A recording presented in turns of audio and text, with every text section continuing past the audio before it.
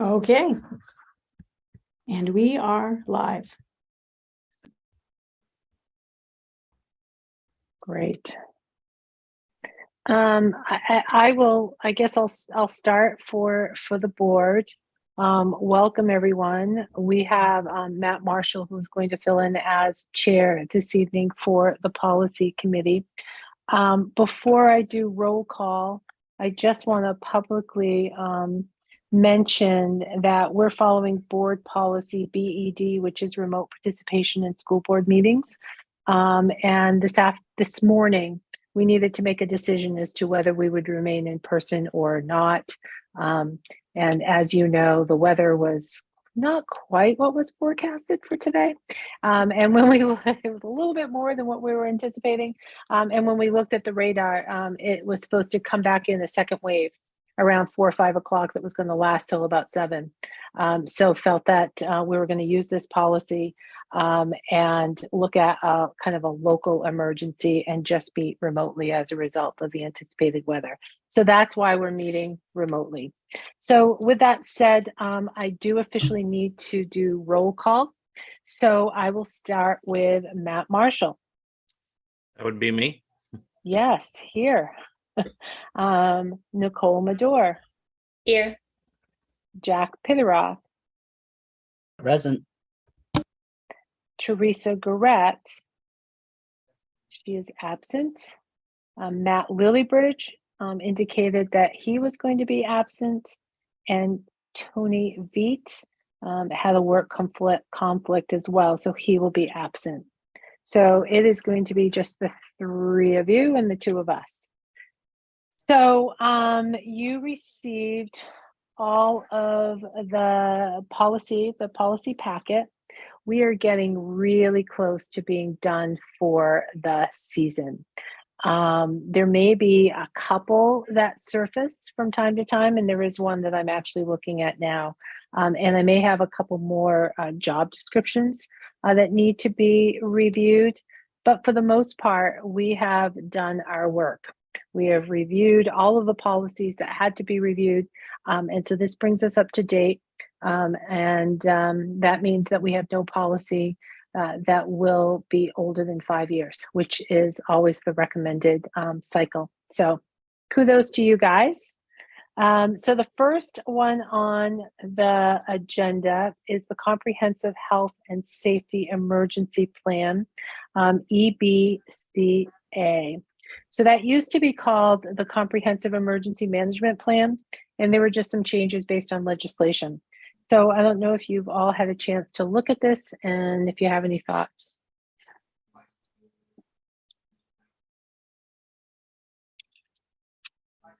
No thoughts? No, Pat, it looked good to me. Great.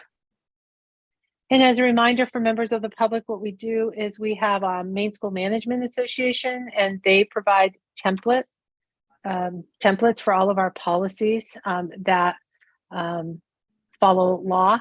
So whenever there's a change in legislation or the law, they will draft a policy for us. And so that is the basis for all of our policies. So when we review them, I go back to their template and I compare our policy with their policy to make sure that there have been no changes. And this one, as I said, there were a few changes that needed to be made. Looking at EFE, we have competitive food sales and sales of foods in competition with the school food service program. Again, made a few minor changes. That's it. But to go along with that, you have EFE-E. Now, when I looked at Maine School Management, it does not appear that this is a required supplement to the policy as it once was. But I still think it's good information to help answer questions. This policy can be complex. So I left it, although I didn't make any proposed changes.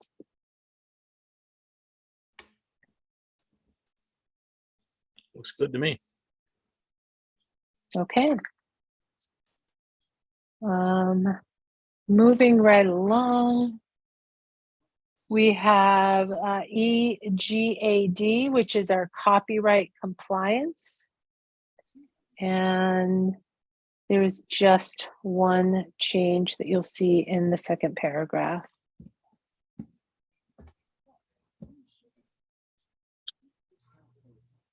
Are we all set? Mhm. Great.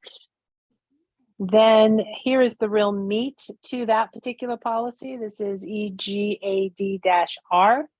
And these are all the details that go behind the copyright compliance policy. It's been a while since I've looked at this, actually, when I did this work, so I don't remember what changes I made. On page 4, I actually added the director of technology when it came to computer software. Angela and Terry work quite closely together, so I felt like the policy should not exclude the technology department, and so I added her, or that position, I should say. On page 6, under prohibited uses, to update it, to make it a little more current, we added streaming to include like Netflix and Hulu.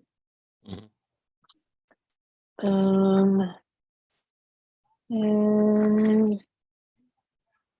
that is all that I see for changes. Is that okay? Yep. All right. Okay, the LAO plan. The LAO plan, I don't know how many pages this is. It's quite extensive. And this is a mandated policy by the state. It's 37 pages, and it is not a typical policy. It is really a plan. LAO is not an acronym. LAO is the last name of someone. And as a result of a lawsuit, the LAO plan was developed. And so the LAO plan is just our requirement that we must follow to help our multilingual learners, and what we're required to provide. But also in this packet, if you had a chance to really look at it, there are a number of appendices, and including letters to go home to parents and surveys and all of this. This policy was provided to me by Alicia. She worked with her counterparts to update the policy that we currently have. So if you have a lot of specific questions, I will be honest, I will not be able to answer them necessarily. Pat, I'm assuming that most of this is sort of laid out as a required verbiage, if you will. I don't. Yes. Yeah. Okay. So Yeah. this, you really can't deviate much from it. There's probably very few changes other than happies to glads, probably, right?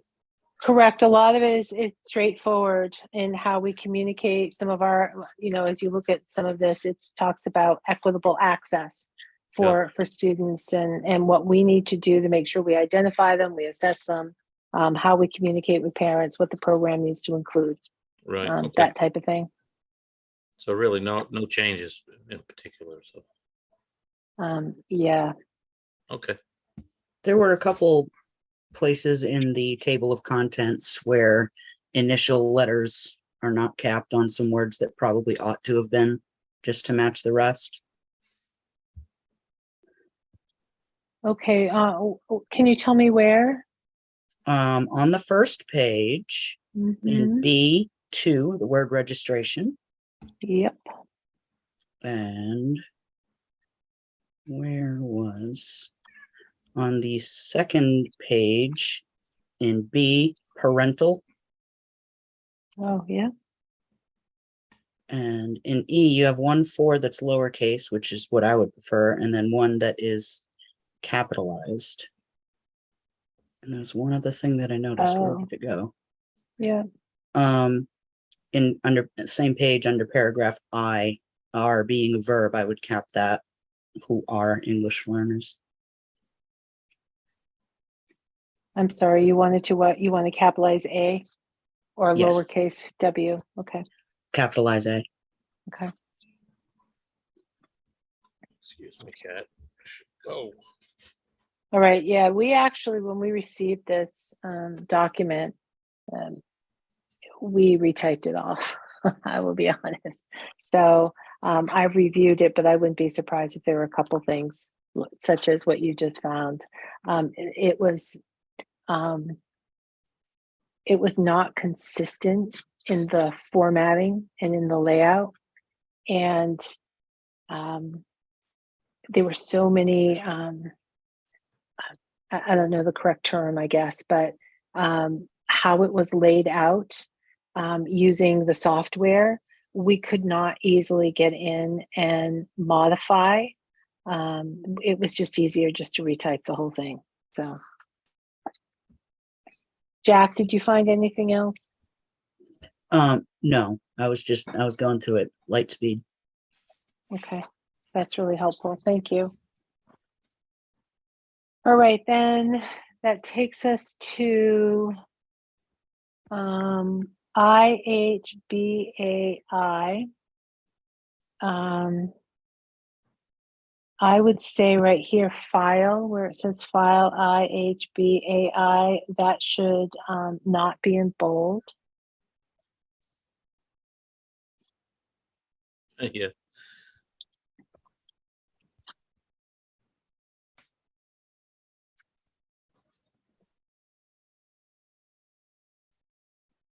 And also we should not be underlining. We should remove the underline under the title. These were added to the agenda when I was away on vacation. So I didn't have a chance to take a look at these.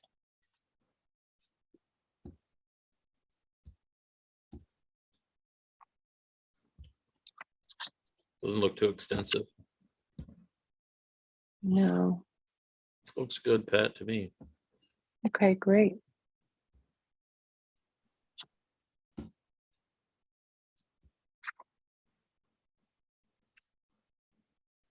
Okay.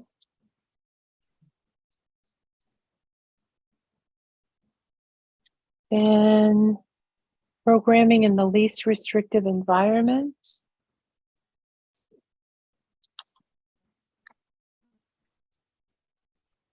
I think that's pretty straightforward. Yep.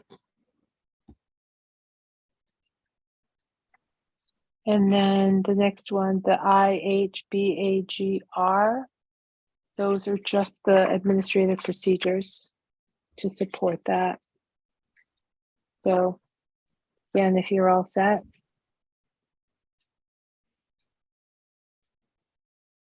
Wait a minute, I see a problem. On the bottom of page 2, Yeah. it's an easy fix, but it's a formatting problem where we end with rather than, Yeah. and then we start, yeah. So we'll see about merging those. Okay. All right, let's fix that problem. Great.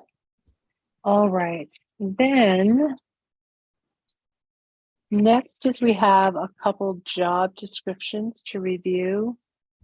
These are coming to us from curriculum. So Matt, you've already looked at these, correct? Yeah. Yep. Yep. Okay. We all, Um, all of us looked at them and they look good.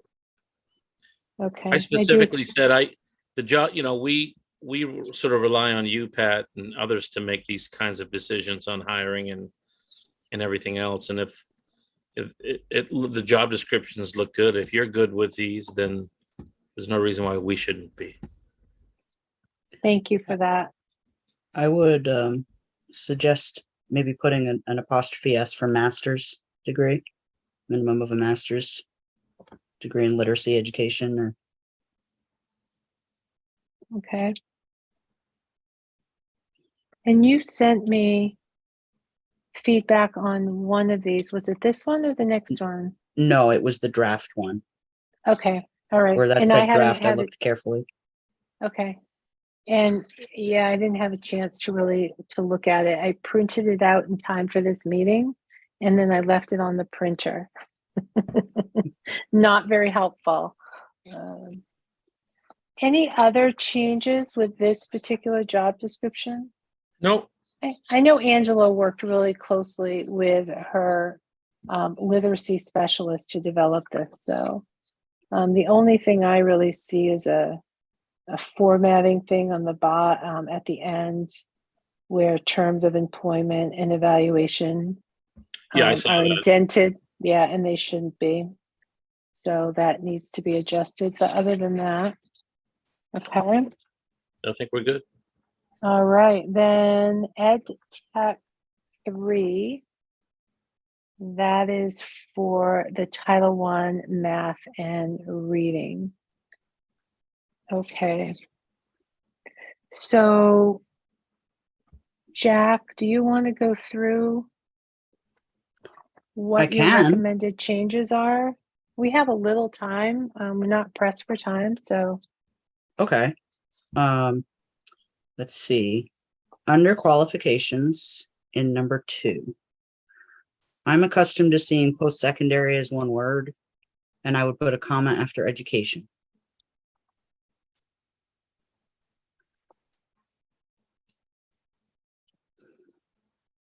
Okay. And the next line down after and or, I would have thought I would have seen the word a before combination, educationally related work and or a combination equivalent to. Okay. And number 3, I didn't understand. Authorization as in EdTech 3, and I don't know how the certificate relates to that. And if that's like jargon that makes sense to everyone else, that's fine. Yeah, I mean, it makes sense to me that there are different certificates that you have to hold for different positions. And so this is saying that you have to have a 023 certificate to Okay. be eligible for this position. So Would it be more clear if there were a comma after technician 3?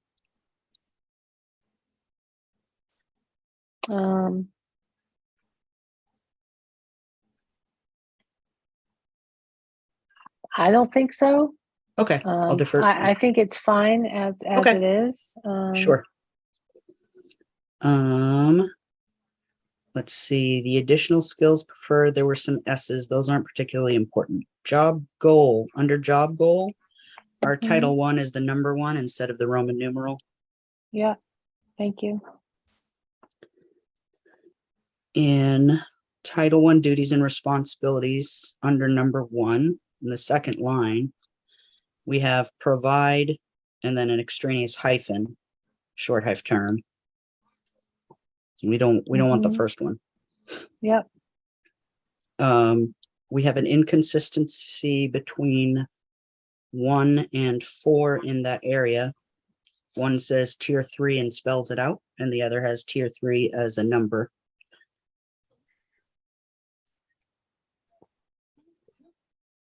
I don't know which is more common. Probably the number. Okay. In that same area under number 5, our Title I again is the number 1 instead of Roman. Yep. Got it.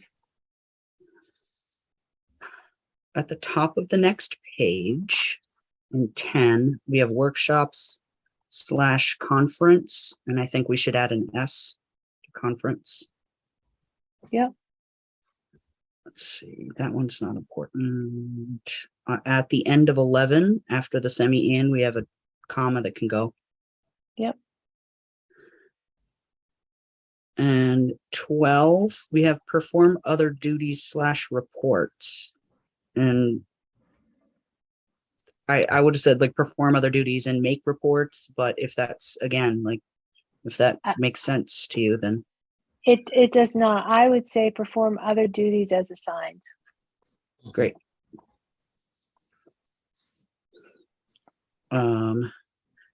Under building duties and responsibilities, 1 and 2, the 1 ends in a period and all the other ones have been, the penultimate has been a semi-and.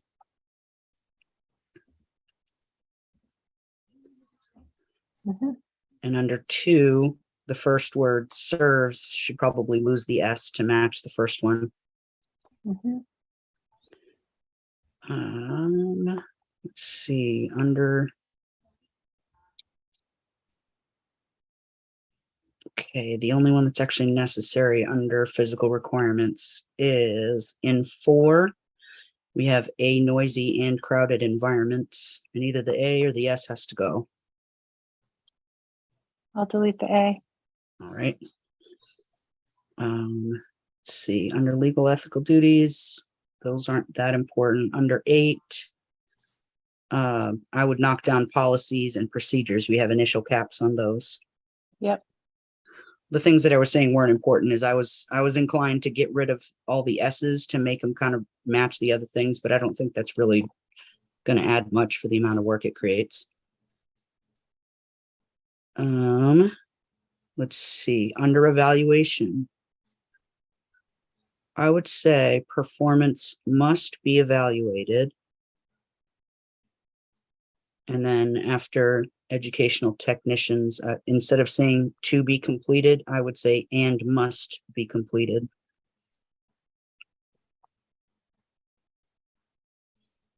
And we have a policy on evaluations. And our ed tech evaluation process is it's a cycle. It's an every 2-year cycle. It's not annual. So maybe it's just performance must be evaluated in accordance with the provisions of the board's policy on evaluation of educational technicians, period. I think that sounds good. Okay. The very next paragraph, Mm-hmm. on the first line on the right, we have principal, we have PLE, and we need PAL for the end. And I would say functions and responsibilities of the job identified and may not be interpreted. Okay, so let's look at that again. So the above job descriptions reflect the general requirements necessary to describe the principal functions. That is LE, not AL. The principal functions. Would you substitute primary? You could. The main functions? So Yes. that would be principal. LE, not AL. AL would be like the principal of the school is your pal, but Who is the the primary of principal the of school. something. Right, but that's not what this is talking about. This is that the above description reflects the general requirements necessary to describe the primary functions and I like primary responsibilities better. of the job.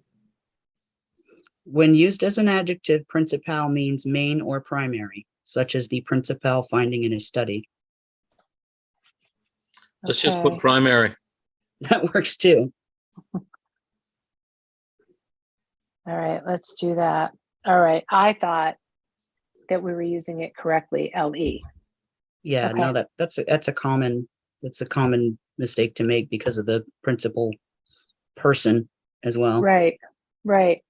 Okay, so primary functions and responsibilities. What else did you say after that? I would change the shall to a may. And that was it. Okay. All right. Great. Okay. Well, then that is officially it. I will let you know that I did remove a policy from tonight's agenda for a second read. Just so you were aware, it was ready for a second read. I pulled it, and that is policy IMBB, and that is the accommodation. It's for requests to modify a required instruction. I have a different policy in front of me, so I don't know, I don't remember the exact word of the policy. But we actually have an updated policy provided to us from Drummond Woodsum, which is slightly different from the policy that we were using from Maine School Management. And so I want to take a little time and compare the two policies because they are different. And since we just had a situation where we did have a family who wanted to have instruction modified, right? They wanted an accommodation made. I felt like it was in our best interest for the district to look at all the policies that are available out there to make sure that we abide by the law, but that we also make sure that the rights of our teachers are also considered, and that they're first and foremost, as long as what they're teaching is appropriate. So It's a good call, Pat. I was part of that whole situation. Yeah, I think that's something that's actually a smart thing to do. well, it's been years. I mean, we've never actually had anyone ask us to apply that policy. And so now that they have, I do think it's important for us to reflect on our policy and make sure that that it is in the district's best interest as written, or if it's not in our best interest, and as well as the interest of families, to take a closer look. So this is one of those policies that I may bring back to you next month if I see that the Drummond Woodson policy is a little bit stronger than the Maine School Management policy. And I know, Matt, you won't be here with us, but It's okay. I do agree. I think there's a couple of, especially I think in the last couple of paragraphs, there's room for nailing down a few things that could be up for, somebody could speculate that there could be some wiggle room, if you know what I mean. And I think it's probably a good thing to do. yeah, I do think it's really important that when we think about policies that we have to look at the policy in its totality. Yeah. We can't just look at one item in a policy and think that that's necessarily representative of the entire policy, right? Right. You have right. to start at the beginning and look at how the policy is laid out. And so that's what I need to spend some time looking at. Yep. So that's all that I have.